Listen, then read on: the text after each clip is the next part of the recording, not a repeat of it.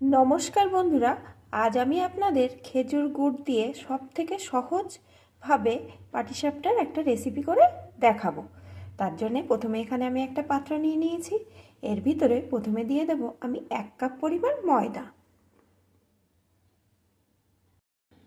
दिए देब half cup परिमाण सुजी।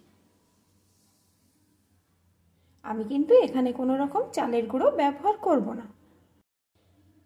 दिए देब एकटू लवण, दिए देब परिमाण मतो खेजूर गुड़,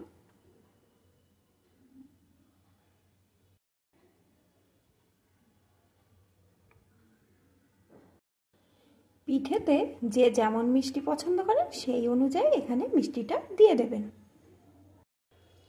एखन आमी एर भितरे एकटू एकटू करे उष्ण गरम दूध देब और मेशाते थाकबो। एकसाथे किन्तु समस्त दूधटा दिए देब ना, ताहले किन्तु बैटारेर घनत्वटा हालका हये जाबे। अल्प अल्प करे दिए एइभाবে मेशाते थाकबो। और दूधटा किन्तु बন্ধুরা अवश्यई एकटू उष्ण गरम करे नेবেন।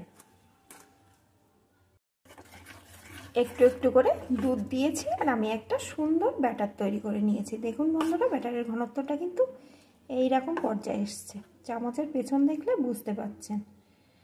এখন আমি এটাকে রেস্টে রেখে দেব। 15 থেকে 20 মিনিট মতো রেস্টে রেখে দেব। তার মধ্যে আমি পাটিসাপটার যে ভিতরের পুরটি তৈরি করে নেব। পাটিসাপটার পুরটি তৈরি করার জন্য এখানে আমি আগে থাকতে কড়াইয়ে 500 মতো দুধ বসিয়ে দিয়েছিলাম। এখন এই দুধটাকে ভালো করে জাল করে নিয়েছি। এখন এর ভিতরে দিয়ে দেব সুজি। আমি কিন্তু এই পুরে কোনো রকম নারকেল ব্যবহার করব না। এখানে আমি হাফ কাপ মতো সুজি দিয়ে দিলাম।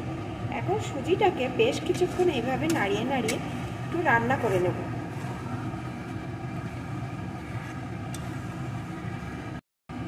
সুজিটা বেশ কিছুক্ষণ ধরে আমি এইভাবে নাড়িয়ে রান্না করে নিয়েছি। এখন এর ভিতরে দিয়ে দেব একটু সন্দেশ।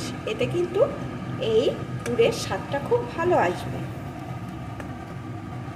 অনেকে শুধু সন্দেশ দিয়েও পাটিসাপটা তৈরি করে, তবে সন্দেশটা দিয়ে তৈরি করলে আমার কাছে তেমন রসালো লাগে না পিঠে। আর পিঠে পুলি একটু রসালো না হলে তেমন ভালো লাগে না। তাই আমি একটু এইভাবে পুরটা তৈরি করে নিই। এখন এর ভিতরে মিষ্টির জন্য দিয়ে দেব পরিমাণ মতো খেজুর গুড়। সন্দেশে তো একটু মিষ্টি আছে, সেই বুঝে কিন্তু খেজুর গুড়টা আমি এখানে দিয়ে দেব।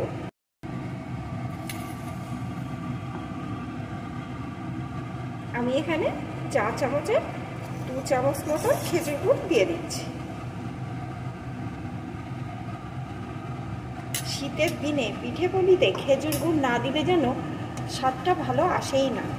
আর এখন তো যে কোনো বাজারে খেজুর গুড় পাওয়া যাচ্ছে, তবে বন্ধুরা একটু বুঝে কিনতে হবে, না হলে কিন্তু এখন খেজুর গুড়ে প্রচুর পরিমাণে ভেজাল পাওয়া যায়।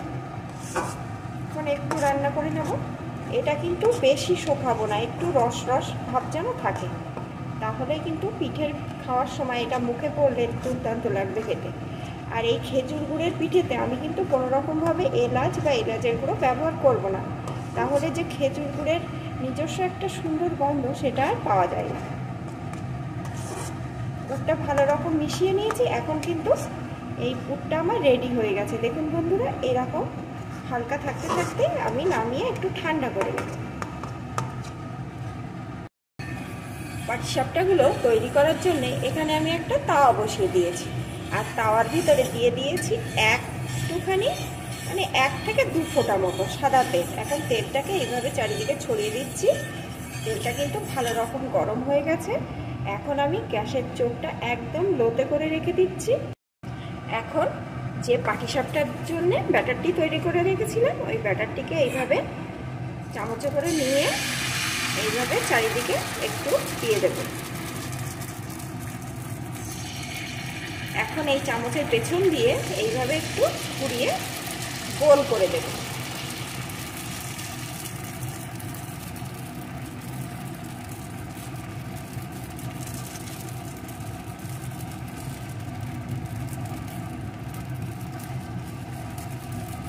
যতটা দেওয়া যায় ততটাই গোল করব। এখন এইভাবে 2 মিনিট আমি অল্প আঁচে রেখে দেবো, যেন উপরটা একটু শুকিয়ে আসে। 2 মিনিট আমি রেখে দিয়েছিলাম, এখন উপরটা শুকিয়ে গেছে। এখন যে পাটিসাপটার খিসাটা তৈরি করে রেখেছিলাম সেটাকে এইভাবে একটা সাইড দিয়ে লম্বা করে দিয়ে দেব।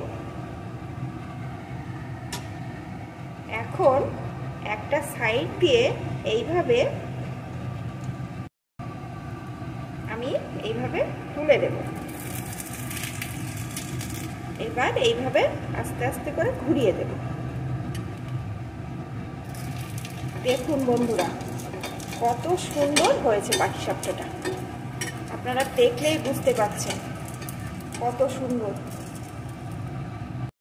এই দেখুন, কাছ থেকে দেখাচ্ছি, আর কত সুন্দর উঠে গেছে।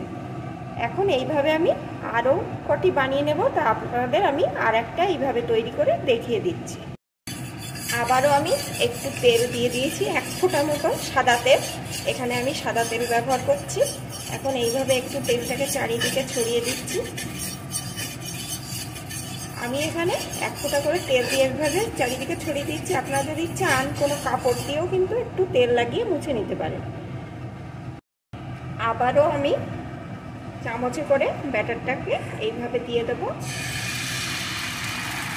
আর বন্ধুরা, আবারও বলছি, এই পাটিসাপটা পিঠা তৈরি করার সময় কিন্তু আঁচটা একদম লোতে রাখবেন, না হলে কিন্তু নিচ থেকে ধরে উঠবে। ভালো করে তাওয়াটা গরম করার পর আর কিন্তু তাওয়াটাকে খাইতে দেওয়ার কোনো দরকার নেই, লোতে রেখে এইভাবে পিঠেগুলো তৈরি করবেন, তাহলে দেখবেন কত সুন্দর উঠে যাচ্ছে। আবারও এইভাবে ঘুরিয়ে দেব চারিদিকে যতটা দেওয়া যায়।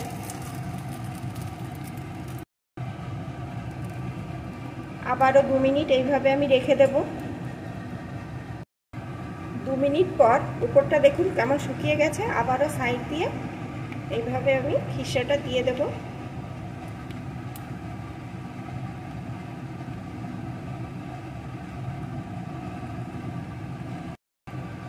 আবারও আমি এইভাবে একটা সাইড দিয়ে তুলে দেব।